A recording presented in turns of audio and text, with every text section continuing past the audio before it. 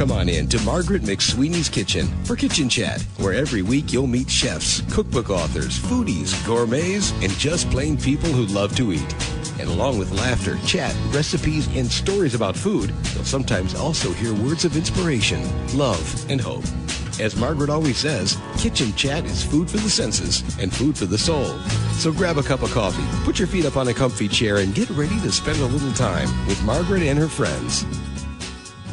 Hello, everyone, and welcome to Kitchen Chat. This is your host, Margaret McSweeney, and I am just so delighted and honored that you have joined me in my kitchen today, and you have picked a great day to tune in. One of my favorite people will be our guest, Katie Workman. She is just delightful, and Katie, welcome to Kitchen Chat. Thank you. Nice to be here. Oh, it was so much fun. I guess you were on back a year and a half ago, so it's great to have you back on. So nice to be here. I can't believe it was so long ago. Yes, and lots has been going on. Listeners, just by way of background, Katie is the founder of Cookster.com, which is now part of Macmillan.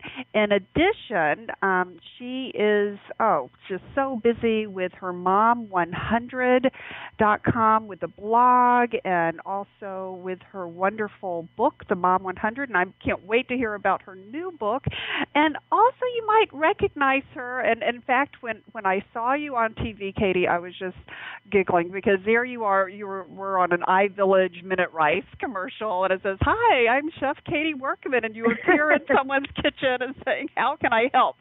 So many times I wish Chef Katie Workman would appear in my kitchen and say, "How can I help?" And it's great because you have such wonderful advice for busy moms, especially, who are trying to prepare the meal and multitask and get to this meeting and that event and that sporting type of thing. So thank you for once again, taking time to be on Kitchen Chat in your busy schedule. Oh, it's my pleasure. Thank you for having me. Great. So what is going on in your kitchen? In general, what's going on in my kitchen is lots of dishes. That's probably what my husband would answer. There's a sink full of dishes at all points. That's I'm in the middle of recipe testing always for the blog and for the next book, and so it is just. Let's see. Today is a no-bake oatmeal peanut butter chocolate cookie, and also a very haphazard jasmine rice, beef hoisin sauce, stir-fry thing that I don't know what it's going to end up being, but it will be dinner. That is fun. And you really do create these dishes, and many of which are featured on your blog, and you have a new book coming up. Tell us about this new book.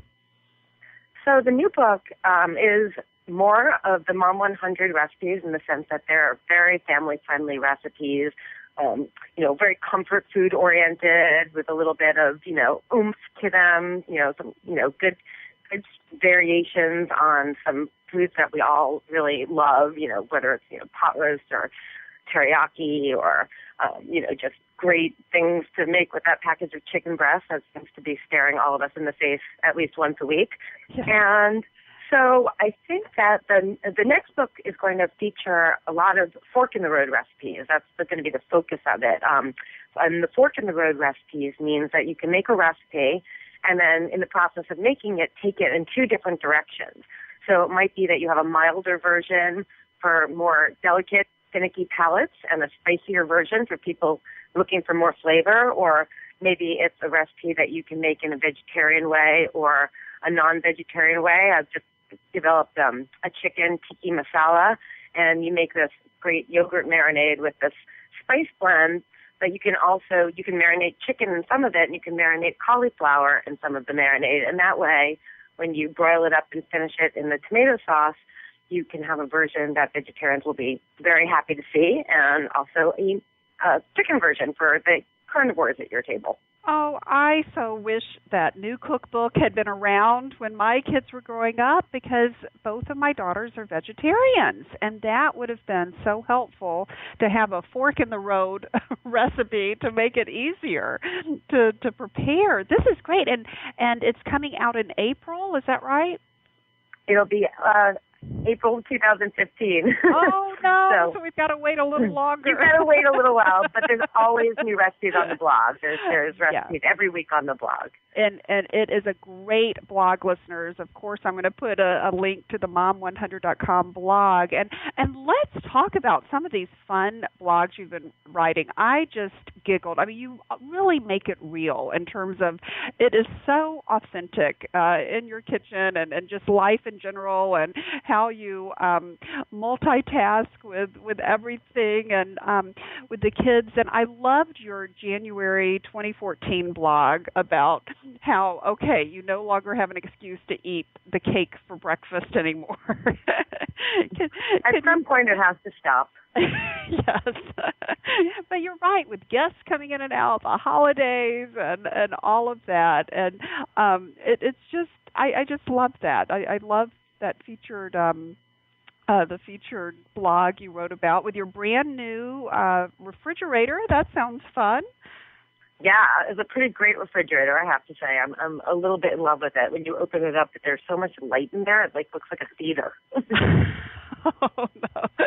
That is great. And lots of room for really good ingredients. And I love how you highlight it. And listeners, it's definitely something to read about how you're highlighting the different ingredients you're really focusing on for this year with the boneless, skinless chicken breast, and just having alongside that some great recipes for the items, and that's a really smart way to to really purchase. I mean, and you've inspired me with this blog, Katie, to kind of say, okay, so what is going into my kitchen, and have a better into my refrigerator, and have a better idea of, okay, and it's going to go with this recipe.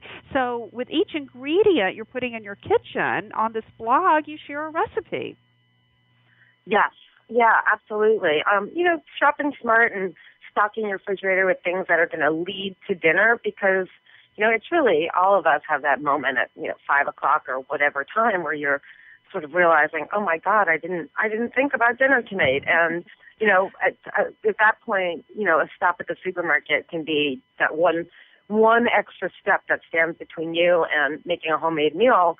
And if you have a package of chicken breast and some pasta and, some good staples, some good pantry basics, then you at least have that piece of it already done. I'm also a very big proponent of taking time to prep your week, which means to me that at some point on a Sunday or any time during the week that you can find yourself at, 20, 30 minutes of time, if you take out your food processor, chop up some onions, mince some garlic, maybe mince some scallions, some fresh ginger, juice a few lemons or limes, and you put all these things in your fridge in little containers, then when you're faced with that dinner hour and you're looking at a recipe and the first thing it tells you to do is mince 2 cloves of garlic, you don't feel that sense of despair, like, oh, God, I just can't. You're like, I have minced garlic. What's next? And you're giving yourself a little bit of prep cooking, and then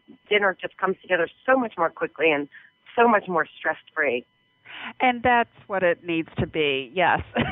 Dinner should be stress-free. There's enough stress in life to make cooking in the kitchen stressful. And I really love kind of, that blog. And listeners, I'm definitely going to provide a link to it. And on the blog, you talk about having ground turkey in the fridge. And this really intrigued me. I've never heard of this dish, Katie, Greek turkey meatloaf. What is Greek turkey meatloaf? I'm a big ground turkey. I use it all the time, and I use ground beef as well and other ground meats. But ground turkey obviously is a little lighter, a little bit better for you in terms of fat and so forth. And also, there are a lot of people who are not so as fond of red meat these days. So It's basically a turkey meatloaf, but all I did was take some very traditional Greek seasonings like chopped Kalamata olives and feta cheese and oregano. And meatloaf and meatballs are really flexible, really forgiving, and it's a really great way to just sort of say, okay, how am I going to change things up a bit and use some seasoning so that, it's not just that plain old meatloaf. But again, speaking fork in the road wise, if you have kids who really just want a simple meatloaf, with just some carrots and onions and egg and breadcrumbs, you can take that, mix your turkey up with that, take half of it out, mold it into a nice small meatloaf, and then add your Kalamata olives and your whatever, your capers, a little extra minced garlic, your feta cheese, and you can add it to the rest. Make a second meatloaf and bake them both on the same cookie sheet for the same amount of time. And then you can, I just did this the other day for a very big group of, a family of 6 plus my family. And, the littler kids were very happy with the plain ones. And some of the bigger kids were really happy with the feta one. And it's just a nice way to get something on the table where you're making one meal, not 2 meals, because nobody wants to be that. Nobody wants to be a short order cook. That's a big pain in the butt. So we don't want that, and we don't want to resort to pulling out the chicken nuggets or making the plain pasta with butter. This is, sometimes there's a time and a place for that, but in general, you're looking to have your kids eat what you're eating, and even if it's a slightly modified version, and then they'll grow into the more sophisticated or flavorful version. And that is a great start to introduce taste to expand the palate. And have you noticed this in your own kids, Katie, in terms of through the years how you've introduced different ingredients and they really are growing to like Brussels sprouts, for example? Yeah, no, my kids are pretty good eaters, but everything's a little bit mercurial. Sometimes your kid will eat something like Brussels sprouts or cauliflower or fish, and then the next day they don't like it, and you just have to keep pushing forward because things ebb and flow, and they will come back, but they can't come back if you don't keep presenting the same foods, the foods that you want them to try. If you give up, then there's not going to be a chance for them to rediscover something or discover something and broaden their horizons. You just have to keep doing it. Right, and I guess, too, in different forms. And once again, on your January 15th blog, I loved how it is shredded, sautéed Brussels sprouts. So instead of presenting it in terms of it looks like a little tiny miniature cabbage on their plate, to shred it. Instead, I never thought about shredding Brussels sprouts. Yeah, it's really nice. It gives them, obviously a lighter texture, and somehow it mediates the cabbagey flavor. It becomes much lighter, especially sprinkle it with a little bit of citrus juice, and it really brightens up the flavors and makes it less heavy and a little bit less onerous than biting into a full-on Brussels sprout if that's not what your kids are into. Exactly. No, that is great advice. And I'm just curious, what do you pack your kids for lunch? Do they get these gourmet things, or is it peanut butter and jelly? Well, when I'm packing my kids' lunch, sometimes it's absolutely, my kids are fond of sandwiches. They're actually fond of room temperature grilled cheese sandwiches, which is good. But often, I sort of move away from traditional lunch foods, and I will, pack them. It could be 2 leftover teriyaki chicken kebabs from dinner the night before, or my younger son loves rice and beans so much, he'll take a little container of rice and beans with a little shredded cheese sprinkled on top, and he's totally happy with that, even if it's just at room temperature, or a chicken leg. I think that, it's sort of letting your kids also participate in this. If they're choosing what's for lunch, they're going to be much more likely to eat it. So let them poke around in the fridge. Yes, and that is so important. And I love to, and I do want to spend a quick minute on this, and I know you're going to be running out the door soon, but can you share with the listeners your involvement with City Harvest and Sure. Yeah, and just how you are reaching out to make sure that people don't go hungry? Yeah, I'm, like many people in the food industry, where we are attracted to the food industry because we really love feeding people. And it's not just feeding people who are in our family or friends are at our table. It's about sort of the pleasure of making sure that people feel fed and nourished. And so that's always been a big driving force for me, is the thing that motivates me the most. And obviously, it's a pretty natural extension to think about people who are struggling to eat in general versus, not let alone eat, wonderful, delicious meals, but who are wrestling with managing to get food on the table for themselves and their families. And so, the food community has always been incredibly supportive of hunger relief efforts in general. And I've been on the board of City Harvest for 10 years, as my husband is, and we've also been involved with Share Our Strength, which is the nation's largest hunger relief organization. We've been involved with them for over 2 decades, and I think that, it is incumbent upon all of us to make sure that, in this country where there's in fact an abundance of food, that it's getting to everybody, and access is there, and the nutrition is there. City Harvest is really amazing in that they are very focused on produce, and which is a more difficult thing to do because obviously non-perishable items are easier to stock and distribute. But City Harvest rescues food from green markets, from restaurants, from supermarkets, from catering facilities, and distributes it to soup pantries and soup kitchens and other, after-school programs. And, it's a big focus. They also work with farmers. They work with food purveyors. And it's an incredible effort to provide nutrient-dense food to a variety of organizations that really put it to good use. That is great. And for those listeners who might be in the New York area, is there a way that they can volunteer for City Harvest? Are there the opportunities? Great. There are. If you go to the City Harvest website, you'll see the volunteer button, and it gives you opportunities. It can be food rescue or food delivery. There's opportunities to, if you are in the food business, to teach classes to families or adults who are trying to get a better sense of how to stretch their food dollar, and shopping classes and cooking classes, learning about how to prepare more nutritious meals. So there's all sorts of volunteer opportunities, and of course donations are always welcome because it's it's an organization that runs on donations, and we're in the business of helping our neighbors eat more healthy foods and making sure that our neighbors are all fed. Yes, and that is so important. And thank you for all of your efforts on doing that. And listeners, I'll make sure I also include a link to City Harvest and also Share Our Strength. Is that something that the listeners can get involved in as well?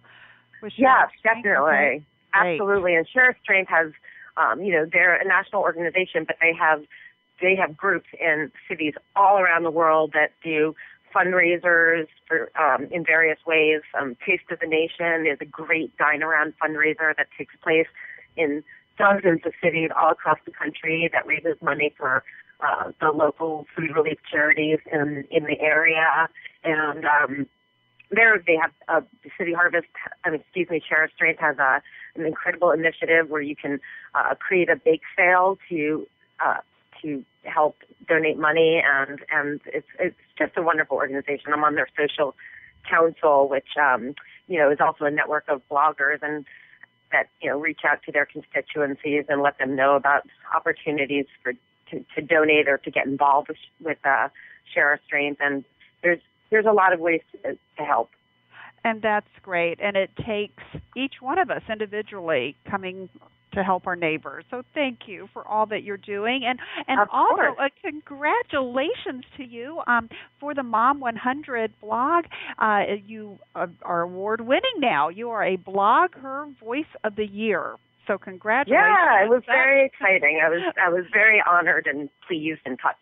Oh, that is terrific. And one last question before you run out the door, Katie. Do you have any New Year's resolutions when it comes to food for this year? I'm just curious. Well, it's funny. I have to revisit a resolution I made a while ago. Well, my big New Year's resolution is to finish the second book, for crying out loud. And I will do that in the next few months. But a while ago, I had made a list of dishes that I had never cooked and I thought would be really cool to cook and, sort of more adventurous, like puff pastry and so forth. But I glanced at that list and I realized I had really fallen short. So perhaps I'm going to revisit that list. Oh, that sounds like a fun blog to write too. I can't wait to peep into your kitchen as you do this. So that is great. Thank you for being just such a fun inspiration and coming into all of our kitchens to come alongside the busy moms as well as the gourmets and with some great cooking tips and recipes. So thank you again, Katie. Of course. It's always nice to talk to you. Oh, this is great. So listeners, thank you for tuning in. I will definitely on the site include a link to her wonderful blog, mom100.com, and also to the City Harvest and Share Our Strength, so you too can have an opportunity to reach out to your neighbors and help feed the hungry. So during this busy time, please, listeners, take a moment and savor the day. Thank you for joining us today. If you're interested in Margaret's books, A Mother's Heart Knows, Pearl Girls, Encountering Grit, Experiencing Grace, and Go Back and Be Happy, please just click on the covers on the webtalkradio.net page in front of you. Margaret would love to connect with you and hear from you, so join her on Twitter, Facebook, her blog, or click on this website to leave a note and share a recipe. Thank you again, and we'll see you here again for a new show next week.